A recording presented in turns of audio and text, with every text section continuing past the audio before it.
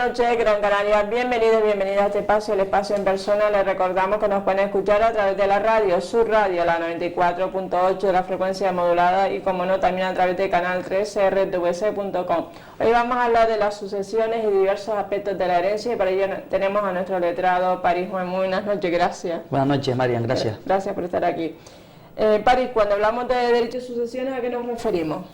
El derecho de sucesiones se entiende como el conjunto de normas jurídicas, ya sean estas las comprendidas en el Código Civil, ya sean estas las comprendidas en la Ley de Enjuiciamiento Civil o en otras leyes, que van dirigidas a estipular cuál es el destino del contenido patrimonial y de otras relaciones jurídicas que existían a la muerte de una persona física.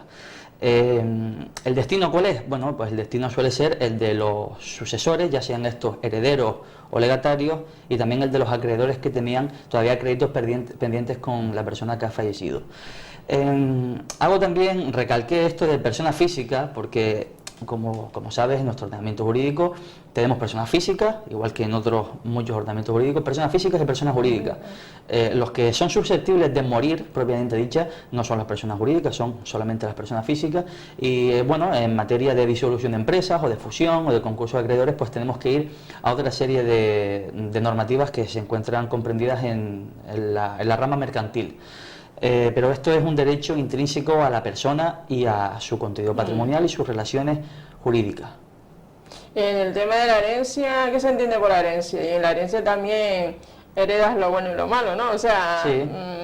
Deudas, iba a decir deudas que tenga también. Sí, bueno, la herencia la entendemos como una masa universal en la que encontramos tanto contenido patrimonial, como hemos dicho, pero también otras relaciones jurídicas. Dentro de las relaciones jurídicas encontramos también, por supuesto, deudas. Entonces, la masa hereditaria, la herencia, pues está comprendido de estos contenidos, de estos bienes de contenido patrimonial, de esos derechos que no se extingan a la muerte del fallecido. Por lo tanto, ¿qué comprende? Bienes de contenido patrimonial, otras relaciones jurídicas que no se extingan con la muerte, y también comprende aquellas relaciones jurídicas que no existían hasta el momento del fallecimiento del causante.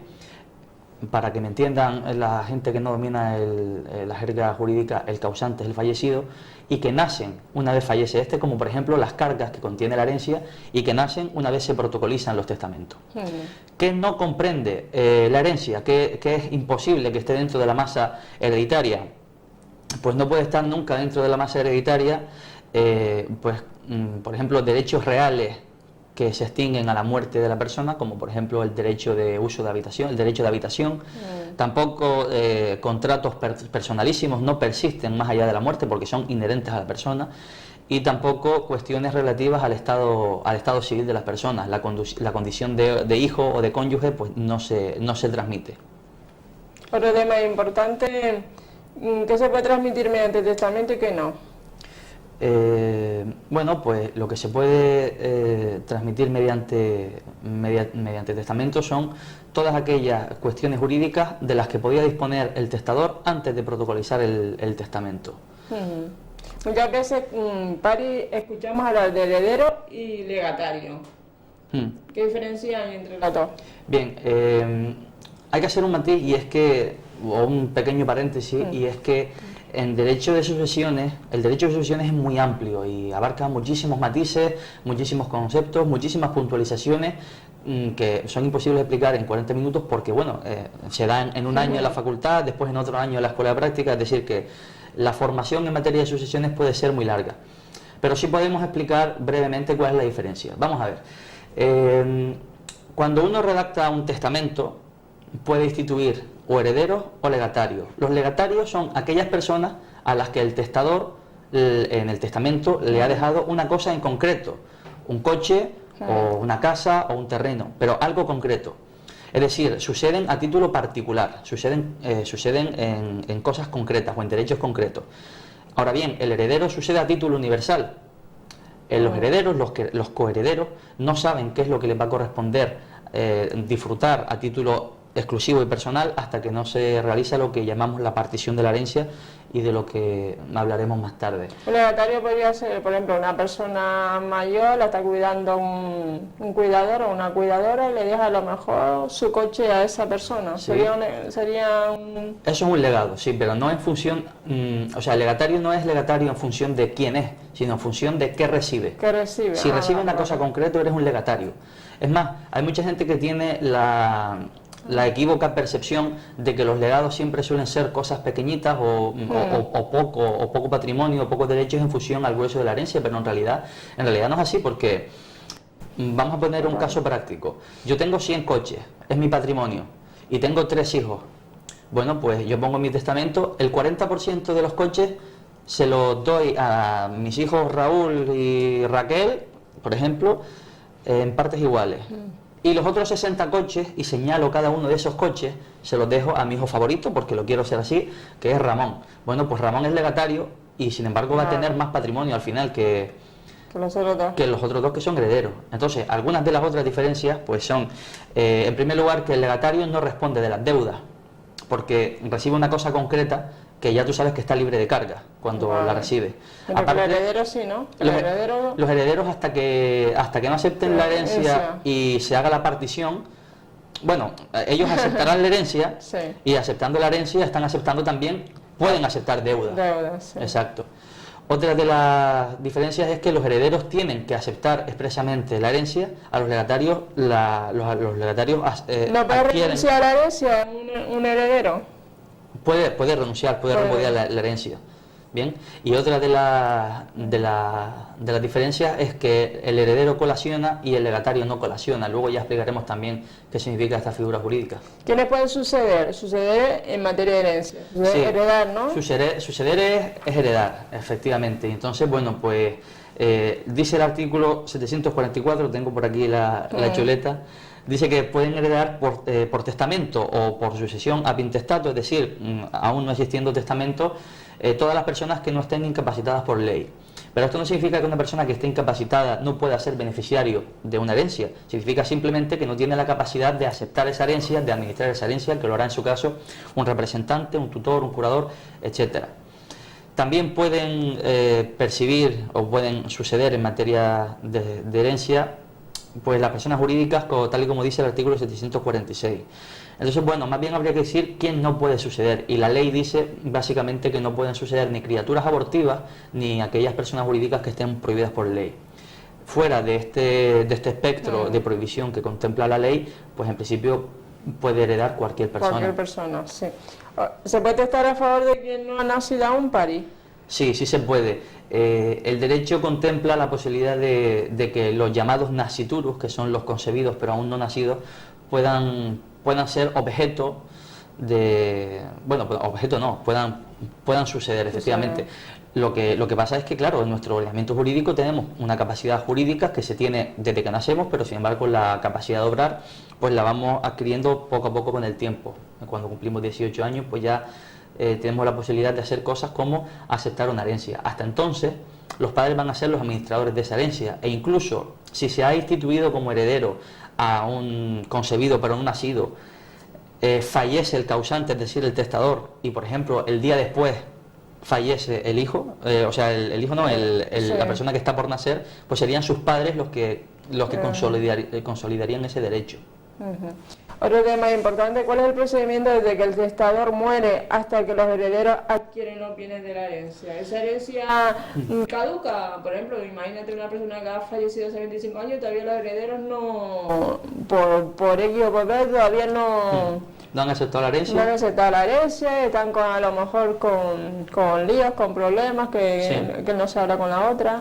Bueno, pues las fases son 4. En primer lugar es la apertura del testamento. Esto pasa cuando la persona muere, cuando el causante muere, pues se produce la apertura testamentaria. ¿Y cuál es el válido? ¿El último? ¿Perdón? El testamento, a lo mejor la persona dice que el último testamento es el que vale. El último testamento es válido. ¿Qué sucede? Que si yo tengo 5 testamentos y hago un sexto, pero ese sexto es un testamento totalmente disparatado, en el que dispongo de cosas que no son mías, en el que instituyo heredero a gente que no puede heredar porque ya está desheredada o por otras cuestiones, pues es el último testamento válido realmente. El último testamento Exacto. válido. Entonces, la fase son 4, apertura del Testamento, sí, apertura del testamento.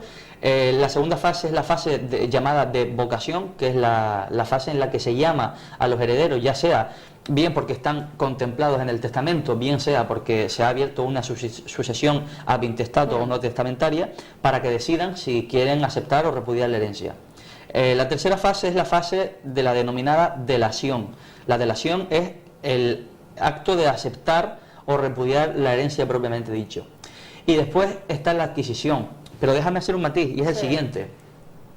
Cuando una persona, cuando varios coherederos aceptan una herencia, no están adquiriendo a título personal e individual cada uno de los elementos de la herencia, sino que están aceptando participar en una comunidad hereditaria en el que vamos a formar todos los coherederos parte en función a nuestra cuota que venga en el testamento, para después, en un momento posterior, si nosotros queremos hacerlo, pues solicitamos la llamada partición de la herencia para que se nos asigne dentro de esa comunidad de herederos en la que ya participamos bienes concretos y determinados. Bien, pues seguimos con Paris Nuez, abogado, y hoy estamos hablando de las sucesiones y diversos aspectos de la herencia. Paris, muchas veces escuchamos hablar a la gente que es mejor solicitar el beneficio alimentario. ¿Qué significa esto? Bueno, pues esto tiene mucho que ver con una de las fases de las que hablamos antes, con la fase en concreto de la delación de la herencia, con la fase de aceptación. Entonces, bueno, primero hay que decir que cuando a uno le llaman para aceptar una herencia puede hacer tres cosas. Puede aceptarla pura y simplemente, puede aceptarla a beneficio de inventario o puede repudiarla.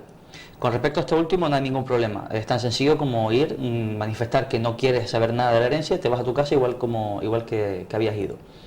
Ahora, cuando vamos a aceptar, como digo, podemos hacerlo puro simplemente o a beneficio de inventario.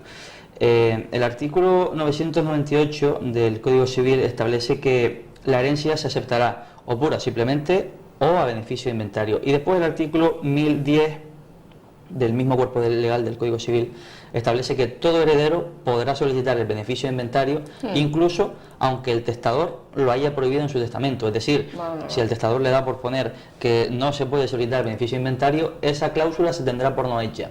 Y vamos a explicar qué significa.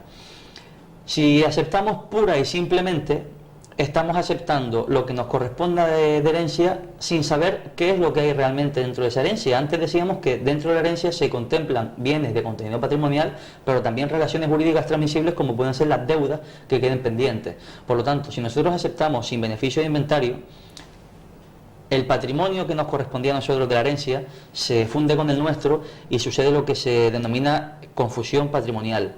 Esto lo que implica es que nosotros ahora seremos quienes tengamos que soportar las deudas que estaban dentro de la herencia. Si por un casual las deudas son mayores que el activo que tenía esa porción de herencia que nos correspondía a nosotros vamos a responder de esas deudas incluso con nuestro patrimonio. Con lo cual es totalmente recomendable aceptar a beneficio de inventario, que es básicamente aceptar solicitando al juez que se haga un inventario del activo y del pasivo que existe dentro de esa herencia, de tal forma que nosotros antes de aceptar sabremos y seremos conscientes de lo que vamos a aceptar, de forma que si las deudas son superiores al activo que vamos a recibir, pues podremos repudiarla y no habrá ningún tipo de problema. Pero si la aceptamos pura y simplemente, habrá una confusión de patrimonio y el acreedor de esas deudas tendrá todo el derecho del mundo a reclamarme a mí esa deuda que yo he aceptado en herencia. Claro, como heredero. Exactamente. Muy bien, cuando hablamos de comunidad hereditaria, ¿a qué nos referimos? Antes estabas hablando de esto, pero ahora, ¿a qué te refieres con esto? Efectivamente. Bueno, te comentaba antes la diferencia entre heredero y legatario. Los legatarios saben cuál es desde el comienzo los bienes, saben cuáles son desde el comienzo los bienes que le van a corresponder, que los van a disfrutar desde que se abra la sucesión testamentaria, pero los herederos no. Los herederos lo que obtienen una vez se abre el testamento es una cuota de participación en una comunidad de bienes que se llama comunidad hereditaria, en el que están todos los bienes de contenido patrimonial, también otras relaciones jurídicas como derechos o como deudas, y participan en ellas en función a su cuota.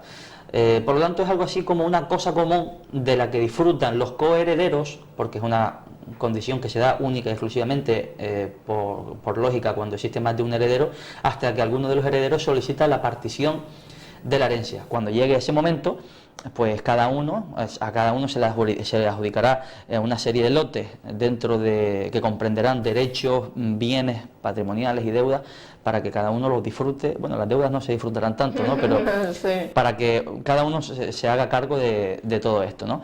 Entonces la comunidad de propietarios, la comunidad de herederos es esto básicamente. Durante el tiempo que los herederos forman parte de esa comunidad hereditaria, ¿cómo se administran los bienes de la herencia? Sí, pues en principio tenemos que ir a lo dispuesto en el artículo 398 del Código Civil, que es un artículo que está establecido no para regular la comunidad hereditaria, sino para regular cualquier cosa común. Esto sirve para regular la cosa común, porque existen otras circunstancias del derecho en las que podemos ser copropietarios de la misma cuestión, como por ejemplo si ahora nos vamos y nos compramos un coche, sí, pues seremos copropietarios y lo administraremos conforme al artículo 398. Una de las cosas importantes que dice este artículo es que los actos de gestión de la comunidad hereditaria se adoptarán por mayoría no de los herederos, sino del capital, o digamos de la porción de herencia que a cada uno de ellos le corresponda, de tal forma que si por ejemplo tú y yo somos hermanos y tenemos otro hermano y ese otro hermano tiene un 60% de la herencia y nosotros el 40% restante, pues manda él, digamos que tiene es como una especie de administración de una sociedad, por así decirlo, ¿no? De una forma, por hacer una analogía que no tiene nada que ver, pero puede funcionar. Entonces, sí es cierto que el Código Civil también establece que en este estado de indivisibilidad de la masa hereditaria, todos los comuneros pueden desarrollar actos de administración siempre y cuando beneficien a la comunidad.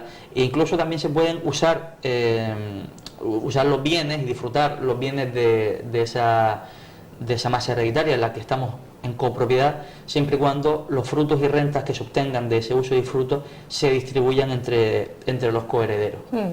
Y si cada heredero quiere disfrutar de su parte de la herencia de forma particular, ¿qué hay que hacer, Pari? Bueno, pues para esto lo que hay que hacer es destruir la comunidad hereditaria. Esto evidentemente es de perogrullo porque se entiende, se puede pensar que sí, claro, para disfrutar de los bienes hay que destruir la comunidad hereditaria, pero ¿cómo se hace?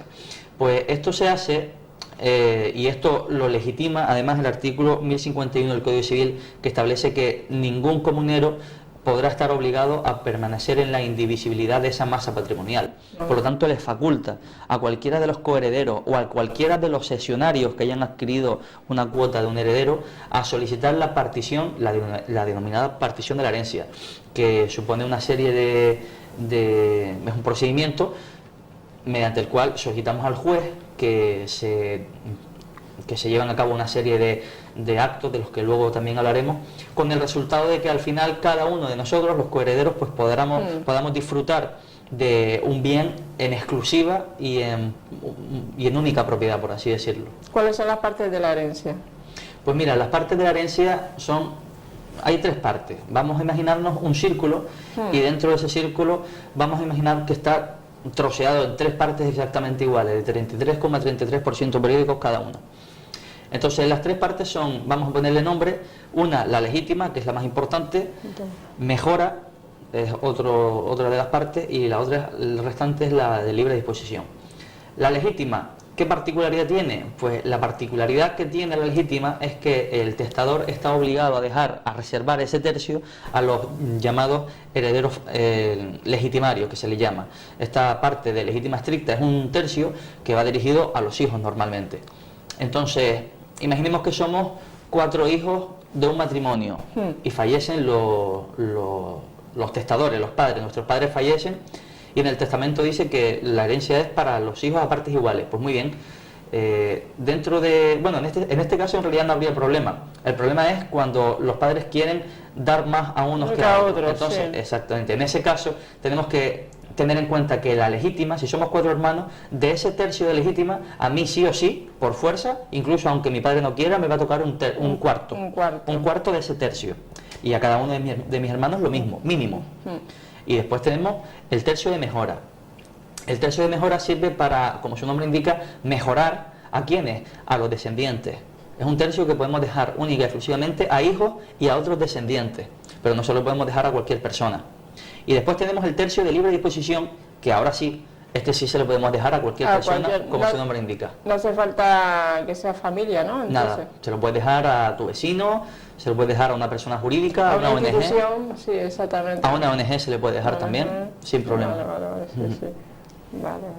Inclusive por ejemplo, se me ocurre pues una concejalía de servicios sociales del ayuntamiento cual, para que con ese dinero pues dispongan para los niños que tienen pocos recursos para estudiar, etcétera, etcétera. Ya tú dispones ya en el testamento. ¿Para qué quieres que se emplee? El objetivo de ese dinero. Se puede poner también uno, eso sí, siempre y cuando sea en el tercio de libre disposición. De libre disposición. Sí. Lo que no se le puede hacer es obligar a un heredero normal a emplear el dinero en algo concreto. Vale. Y la legítima es sí o sí, ¿no? Inquebrantable. Bueno, vamos a ver, inquebrantable. ¿A un hijo se le puede heredar o una hija? Efectivamente, era lo que te iba a decir. Se le puede heredar, se le puede dejar fuera del testamento. ¿En qué caso? Pues por ejemplo, si prostituye a los testadores, o por ejemplo, si conociendo que peligra su vida, ¿lo maltrata? También. Vive con el hijo vive con el padre y se demuestra por circunstancias vecinales, la policía ha hecho atestado, ha hecho denuncia de que ese hijo y la nuera o el yerno han estado maltratando psicológicamente, vejatoriamente a su padre o a su madre. Pero en ese caso no tiene que demostrarlo nadie más que el testador. El testador, que es el que tiene la obligación de reservar ese tercio de legítima a sus herederos, tiene que demostrar que ese hijo pues le ha dejado, le ha tratado mal, le ha hecho la vida imposible, y si su conducta en concreto, su conducta concreta, la de ese hijo, entra dentro de uno de los articulados del Código Civil que permite la desheredación, pues a este hijo se le podrá privar también de su legítima estricta. Y el hijo puede a lo mejor decir, no, que mi padre estaba mal de la cabeza, que tomaba mucha medicación y no sabe lo que decía. Al final esto en derecho es como en todo esto va a entrar por un tribunal, va a ser un juez el que decida, y las partes pues tendrán que desplegar las armas que tengan a su alcance y probar de una u otra forma los argumentos que le convienen más o menos en función de lo que haya sucedido. Si en la herencia que se transmite existen deudas, que deberían hacer los acreedores para cobrar las mismas. Sí, pues esto es importante también, porque cuando se habla de derechos y sucesiones, parece que un poco a veces nos olvidamos de los deudores, ¿no? de los acreedores, como si no tuvieran un papel importante, pero tienen un papel importante y además mucho. Mira, me vas a dejar leerte 3 artículos del Código Civil que son, el primero es de la Ley de Enjuiciamiento Civil, el 782.3, que dice que los acreedores no pueden instar la división de la herencia. Una vez está puesta en comunidad, no pueden instar la división de la herencia, pero pueden repetir contra la propia masa patrimonial. Es decir, si hemos sido llamados a heredar 5 herederos y estamos en este régimen de comunidad hereditaria de la que hablamos, yo no puedo solicitar que se parta la herencia para cobrar las deudas que me pertenecen. No, pero puedo ir directamente los comuneros. Contra los comuneros no, más bien contra la masa patrimonial que está en comunidad. El artículo 1082 del Código Civil dice que los acreedores además podrán oponerse a la partición hasta que se les pague con el activo que exista en la masa hereditaria. Y también hay otro artículo para el caso en el que el acreedor se le haya pasado a impugnar la partición de la herencia hasta que no se le haya pagado, que dice que el 1083, que aunque no pueden solicitar la partición, como habíamos dicho antes, pueden estar presentes en los actos de partición de la herencia para impugnar todas aquellas disposiciones que vayan en contra de su derecho al crédito. En cualquier caso, si tuviese que asesorar a un acreedor para que cobrara sus deudas lo antes posible y con las mayores de la garantía, yo le aconsejaría que aplicara el artículo 782.3 de la Ley de Enjuiciamiento Civil, que es el primero que leí antes, el de repetir directamente contra la herencia. ¿Por qué? Porque si repites contra la herencia tienes la seguridad de que el total, el activo, que al final va a servir para cubrir tu crédito, está todo concentrado en el mismo sitio, en la misma masa patrimonial. Sin embargo, una vez partida la herencia, no sabes dónde va a caer tu deuda. A lo mejor va a caer en manos de un heredero que al final pues no quiere pagarte. Sospechas de él, crees que es una persona de la que no te puedes fiar, y por lo tanto es mejor repetir contra la masa patrimonial siempre, antes de que se parta la herencia. Otra pregunta importante, estamos con París 9 para aquellas personas que se acaban de incorporar a este programa, y estamos hablando de las sucesiones y de las herencias, un tema muy interesante, porque es aconsejable hacer testamento sí o sí. O sea, Sí. porque es algo que te causa menos problemas al haberlo hecho, ¿no? Ujú. O Sí, no sé, el hacer testamento evita problemas. sí, yo creo que sí, sobre todo porque sobre todo si hacemos un testamento abierto, ahora también Sí. hablaremos de los tipos de testamento, pero Abierto mi y recomendación cerrado, sí. es hacer un testamento abierto ante un notario, que es un fedatario público, que es un profesional del derecho, que conoce qué es lo que se puede poner en un testamento, qué es lo que no se puede poner, que nos va a asesorar en esa redacción del testamento para que nuestra voluntad testamentaria se plasme en el testamento y no sea otra. En el testamento tú puedes decir que, bueno, yo cuando fallezca quiero que done mis órganos a la ciencia y que me quemen. Sí, eso también se puede poner en el testamento, Sí. más bien en el certificado de última voluntad, Sí, quizás. certificado de última voluntad, sí. ¿Cómo se procede al reparto de la herencia entre los distintos herederos? Bien, pues son 6 pasos. En primer lugar, hay que solicitar la partición de la herencia. Estamos en este régimen de comunidad hereditaria del que hemos estado hablando todo este rato, y yo como comunero, como coheredero, solicito frente al resto de los coherederos en forma de demanda judicial, mediante un abogado y un procurador, la partición de la herencia. Una vez solicitada la partición de la herencia, lo primero que hay que hacer es disolver el régimen económico ganancial que haya podido existir entre el causante, que es el fallecido, y el cónyuge viudo que aún vive. Bien, una vez liquidado el régimen económico ganancial que existe entre ambos, a lo que procedemos es hacer un inventario, es decir, hacer un elenco tanto del activo como del pasivo del total de la masa hereditaria. Después de esto se procede al denominado avalúo. Con el avalúo le damos un valor numérico en euros a cada uno de los objetos que están en el inventario, ¿verdad? Después liquidamos. Liquidar es pagar las deudas a los acreedores. Y por último, y es el paso más importante y también es el más complicado, procedemos a la adjudicación de lote. Es cuando cada uno de los herederos pues ya se queda con cosas concretas. ¿Por qué digo que es importante? Pues porque es el objetivo final de la partición de la herencia, quedarte con algo de la herencia. Y también digo que es complicado muchas veces, sobre todo cuando en la herencia lo que hay es un bien nada más. Es muy típico que en los testamentos nada más que se disponga de una casa porque era lo que le quedaba a la persona cuando fallecía, en el caudal relicto. Y ¿En este caso se vende, por ejemplo? se pueden hacer varias cosas, pueden ponerse todos de acuerdo. Al final, de lo que se trata en derechos y sucesiones es de que la voluntad del testador sea finalmente la real. Si la voluntad del testador es que todos tengan la misma porción de herencia, pues los herederos se podrán poner de acuerdo, bien para que uno le compre las cuotas al resto, Sí. o bien para que todos vendan la casa y reciban el líquido.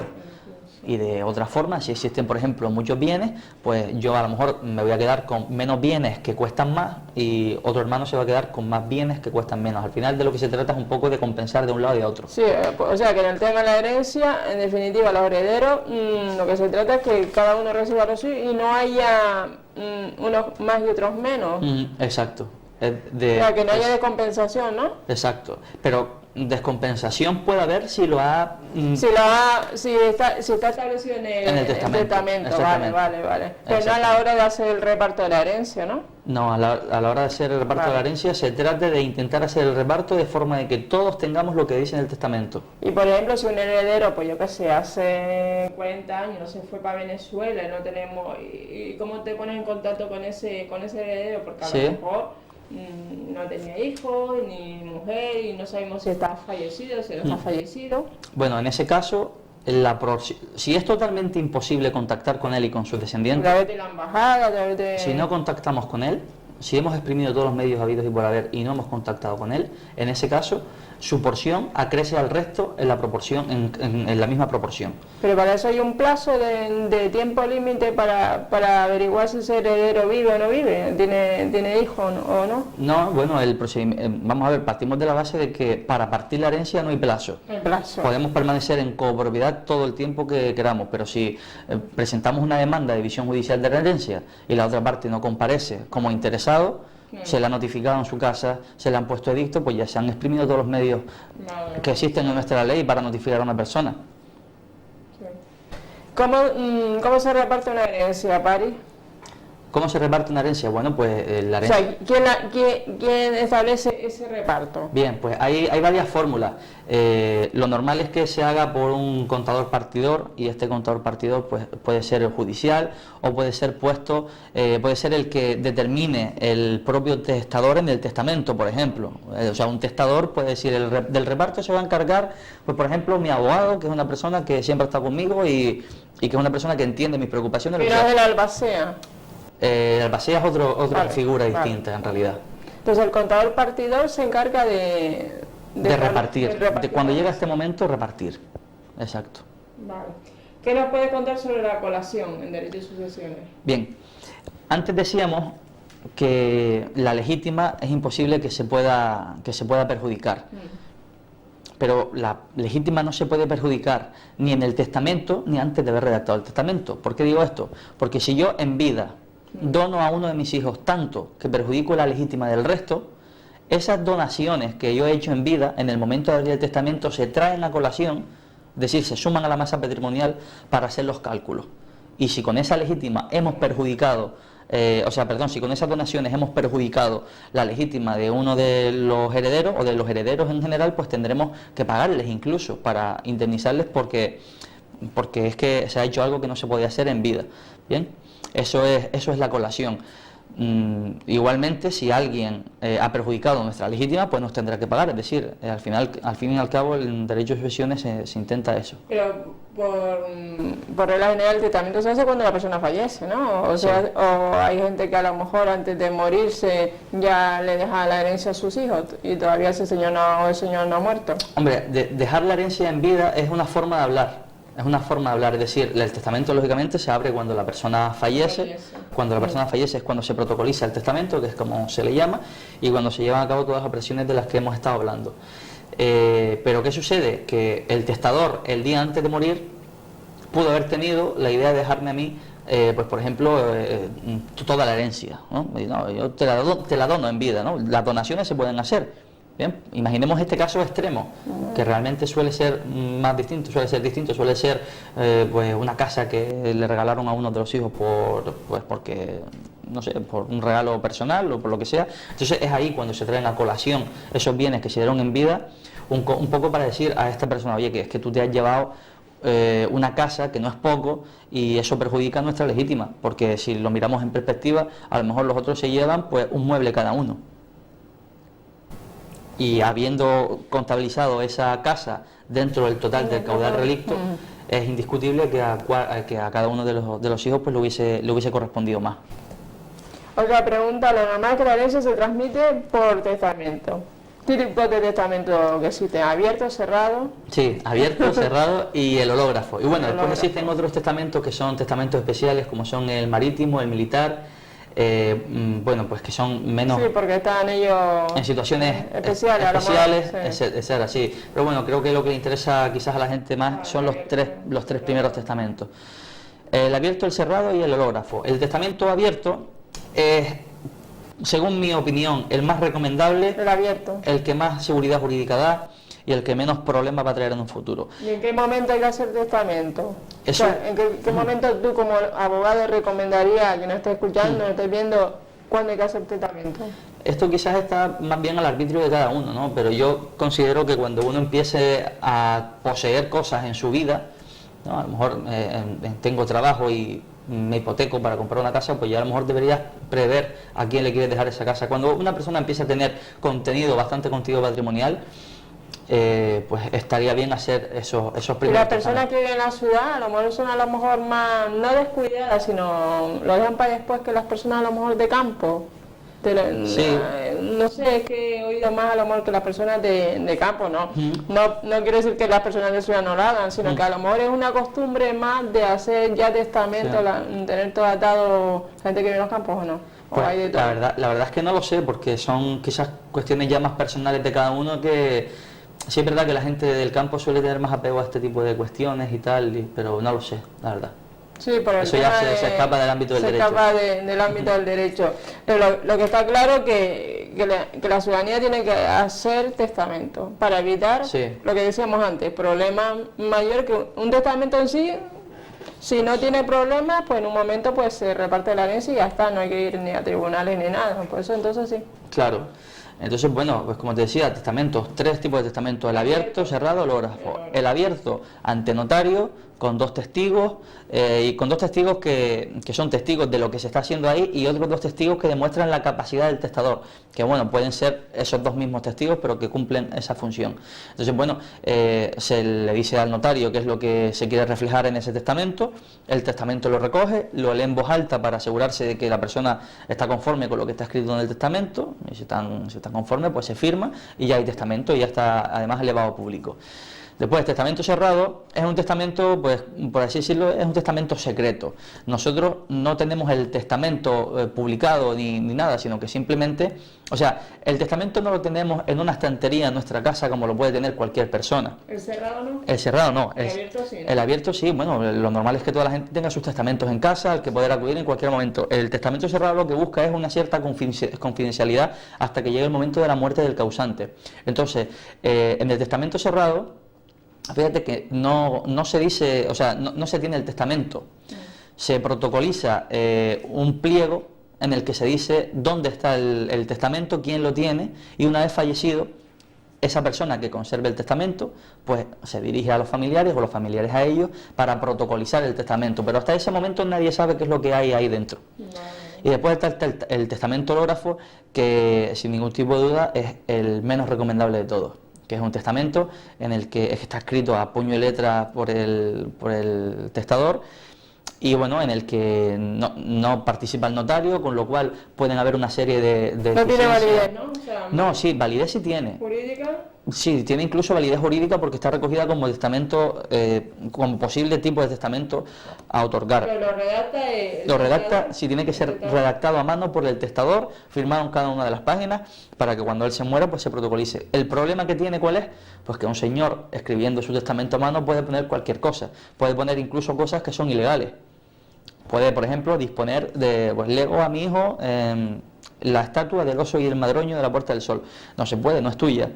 Entonces, lo correcto es que esté un notario delante diciéndote qué es lo que de qué puedes disponer, de qué no puedes disponer, a favor de quién puedes testar, a favor de quién no puedes testar, para que cuando se vaya a protocolizar este testamento hológrafo pues no haya problema. Una cosa que sí se hace cuando este testamento se va a protocolizar es hacer una valoración caligráfica de la letra que está puesta en el testamento hológrafo y de otros escritos que haya podido dirigir a mano este señor, porque si no aparecerían mañana un montón de testamentos hológrafos adjudicándose millones de euros, ¿no? ¿Es posible que el testador cambie su propio testamento? Bueno, o sea, que hagas hoy uno, después al mes siguiente hagas otro, sí. y porque a lo mejor contras matrimonio con una señora, te divorcias de esa señora, te juntas con otra señora que no te casas, pero que hace otro testamento y se lo dejas todo a ella. En ese caso, ¿ella tendría derecho si no está casado con ese señor? A ver, sí. ¿O tendría derecho En el caso de que le quieras dejar todo a tu cónyuge, hay que tener en cuenta que al cónyuge no se le puede dejar la propiedad de nada, porque la herencia se transmite de forma descendiente, ¿no? Hacia abajo. Al cónyuge lo que se le deja siempre es el uso y disfrute del total. El usufructo, exacto. De su casa, por ejemplo. O de toda la masa patrimonial. Es más, una cosa que se suele usar mucho en los testamentos, en casi todos los testamentos lo he visto, es una cosa que se llama cautela de Socini. La cautela de Socini es lo siguiente: yo pongo en el testamento que instituyo como heredero a todos mis hijos a partes iguales. Y claro, desde ese momento ellos tienen derecho a pedir su parte de legítima. Entonces, ¿qué es lo que se hace en el testamento? Pues un poco obligar a los hijos a que no soliciten para sí su tercio de legítima hasta que no muera la madre que está disfrutando del usufructo. Porque en ese caso, nada más que podrían llevarse la legítima estricta que les corresponde por ley. De forma contraria, si los hijos fueran un poco pacientes, y bueno, pues sí. No impacientes, pues cuando la madre fallezca, pues tendrán opción a disfrutar de mucho más patrimonio, que era lo que les había dejado el padre, con la condición de no perturbar el usufructo del que estaba disfrutando la madre. Entonces te decía, perdón, así que nos fuimos un poco. Nos hemos desviado. Entonces es posible que un testador cambie su propio testamento. Entonces yo te comentaba, pues un señor se casó con una señora, pues se divorció y ahora pues vive sin pareja, de hecho vive con una señora y se muere al poco rato. Sí. Se puede cambiar el testamento. El artículo 737 del Código Civil nos dice que los testamentos son revocables. Es más, se puede revocar un testamento tantas veces como uno quiera. Como si quiera hacer un testamento todos los días y pagarle al notario todos los días para que me un testamento. Es totalmente posible. Incluso cuando nosotros ponemos en un testamento una declaración de irrevocabilidad del mismo, si yo pongo en mi testamento, este testamento es irrevocable, eso es una cláusula que se tiene por no hecha, es una cláusula nula porque la voluntad de las personas es cambiante y una persona en un acto pasional pone eso y a lo mejor en el futuro se arrepiente. Los únicos requisitos que hay que tener, pues que en cada una de esas renovaciones del testamento, por así decirlo, pues seamos totalmente conscientes de lo que hacemos, seamos capaces y lo hagamos voluntariamente, porque estos son los requisitos que hay que cumplir para que un testamento sea válido. De igual forma, si en uso y en aplicación del artículo 737 del Código Civil nosotros planteamos una reforma del testamento y lo que hacemos es hacer un testamento mancomunado, que es una forma ilegal de testamento, o dejamos como decíamos antes, para un familiar el oso y el madroño de la Plaza del Sol, pues ese testamento no será válido porque está teniendo una serie de disposiciones que son ilegales. No sé si antes te pregunté o hablaste, si ninguno de los padres hace testamento, ¿a dónde vamos? ¿Una vintestato decía? Sí, una vintestato se llama, es la declaración, o sea, la sucesión no testamentaria. La ley regula pues una serie de, digamos, un orden en el que empiezan a suceder en el caso de que no hayan herederos testamentarios. En este caso pues serían hijos y otros descendientes. Después de estos hijos y otros descendientes estarían los ascendientes, parientes hasta cuarto grado, y después de los parientes hasta cuarto grado pues se heredaría el Estado. El último, el Estado. El Estado. El Estado. Entonces, ¿es posible contestar el cambio de su propio testamento? Pues sí. ¿Y es posible dejar sin efecto un testamento cuando ya el testador ha fallecido?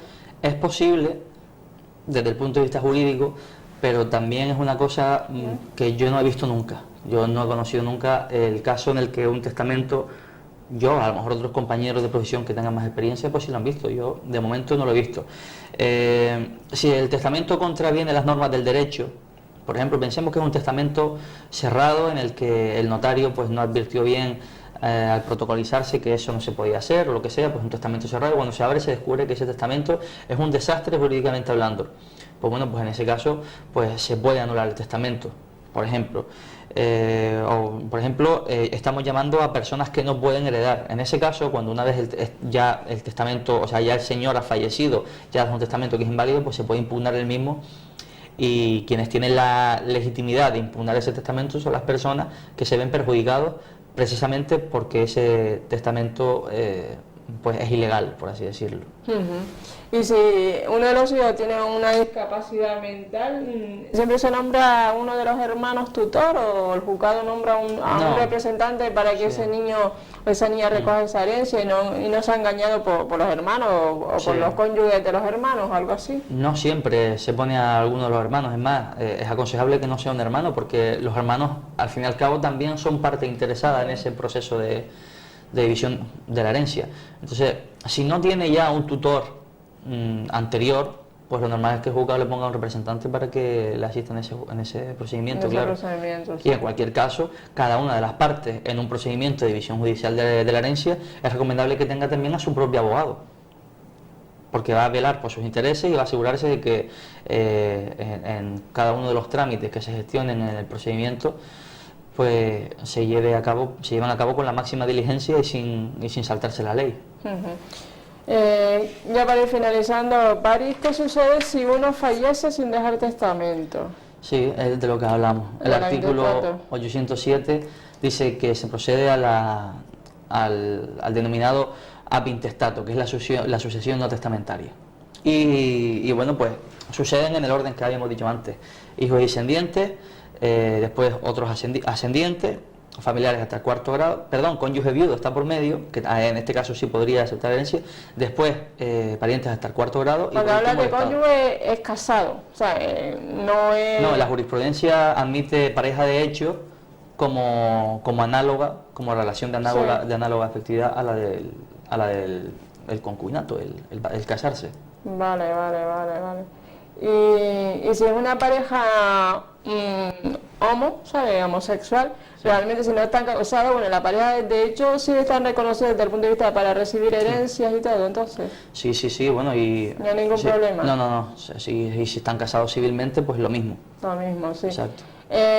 ¿Qué mejoras tiene el hacer testamento, o sea, desde el punto de vista jurídico? O sea, ¿por qué es mejor hacer un testamento cuando estamos vivos, no? Bueno, pues es recomendable hacer un testamento, primero porque es el único documento donde va a quedar al 100% reflejada la real voluntad del causante. De cualquier otra forma, pues no se estaría llevando a cabo esta realidad. En segundo lugar, yo también diría que es aconsejable porque da una seguridad jurídica, sobre todo si protocolizamos un testamento abierto, que no otorgan otros sistemas de sucesión. Y bueno, pues esas son básicamente las dos ventajas que tiene, que no son pocas.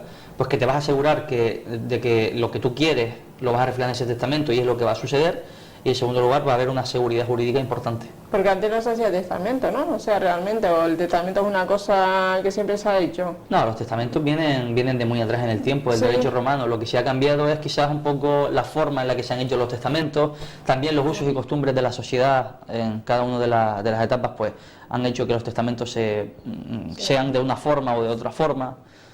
Pero realmente lo que es el hecho de dejar a mis hijos lo que yo he conseguido en vida es algo tan antiguo como el ser humano. Lo que pasa es que, claro, el derecho ha influido muchísimo en este procedimiento, le ha dado unas formalidades, le ha dado una seguridad, le ha dado un rigor. Pues ahora tú de primer grado son los hijos siempre, ¿no? En primer grado pueden ser hijos, pueden ser padres. Hijos, padres, vale. Claro. Sí. Esto de los grados es de las siguientes formas. Imaginemos un árbol genealógico. Pues tenemos que contar grados subiendo hasta el punto en común que tengamos con el familiar con el que queramos computar los grados y después contar. Por ejemplo, mi primo es el hijo del hermano de mi padre, por lo tanto, subo hasta mi padre un grado, voy hasta su hermano 2 grados y hasta su hijo 3 grados. 3 grados, vale, interesante. Pues nada, recomendaciones, París, para finalizar el tema de hoy que hemos hablado de la sucesión y diversos aspectos de la herencia. Pues las recomendaciones son hacer testamento siempre. La recomendación es también consultar con un abogado cuando vayamos a hacer el testamento. La recomendación es también hacer el testamento ante notario.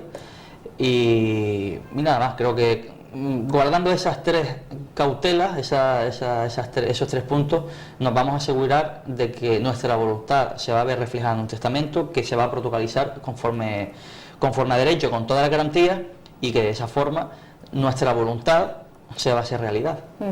Pues nada, pues muchísimas gracias, París Nuez, por estar aquí esta noche. Gracias y suerte. Gracias. Espero que la entrevista con París Nuez, abogado, que hoy hemos hablado sobre la sucesión en diversos aspectos de la herencia, que entendemos por herencia, y sobre todo los tipos de testamento que hay, abierto, cerrado, hológrafo, y las recomendaciones que nos ha comentado hoy París, sobre todo asistir a un experto, un abogado y sobre todo a un notario antes de fallecer. Está claro que el testamento es una parte muy importante de nuestra asistencia. Que tengan una feliz noche. Esta entrevista colgada en nuestro Facebook de Canal 13 Digital para que en cualquier momento pueda ser visionada. Muy buenas noches, Gran Canaria.